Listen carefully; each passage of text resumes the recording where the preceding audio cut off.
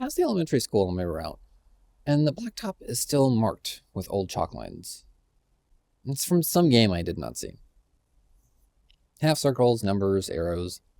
The colors are faded, but the pattern is still clear enough to follow. A sprinkler has hit one corner and blurred part of it into the pavement. I step slow for a moment while I look at it. The air smells like wet grass and concrete warming up. The ember stirs, the morning calls. Curiosity moves through it all. You're joining me on the Ember Walk, where curiosity meets motion. I'm David Dysart. Together we'll take a few minutes to step through one idea that shapes the craft of enrollment. Build for the next person. Even if you think you're staying, even if you like your role, even if nothing in front of you suggests change, build as if someone else will inherit the work anyway. Because they will. Maybe it's a new hire. Maybe it's a teammate covering for 2 days. Maybe it is you 6 months from now trying to remember what version of yourself thought this naming convention made actual sense. The next person is real, whether you acknowledge them or not. When you build for the next person, your choices change. Field names get clearer, notes get shorter and more useful. Logic gets explained, exceptions get named, ownership gets less personal. You stop hiding behind shorthand that only made sense in your own head on the day you were in a hurry. I used to write things for myself and call it efficiency. A field label that only I understood. A noteless query because I was sure I would remember it. A report tab named like an inside joke. It saved me maybe a minute that day.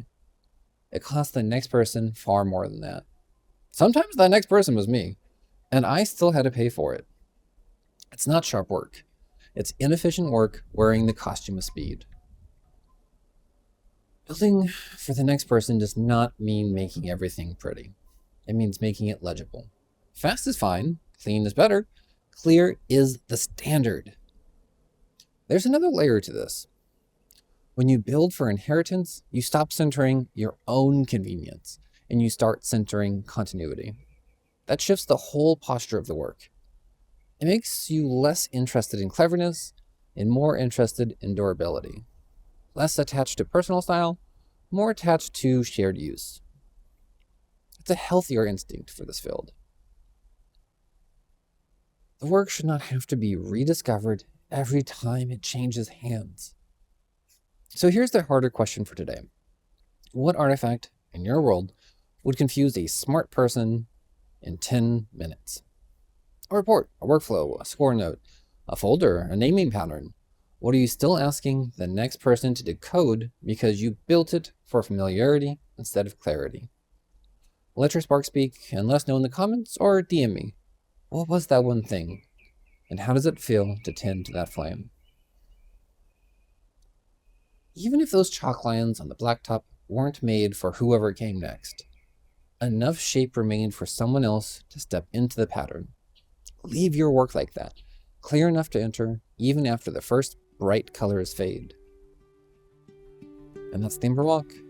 That forge is yours now. Go make something worth the heat.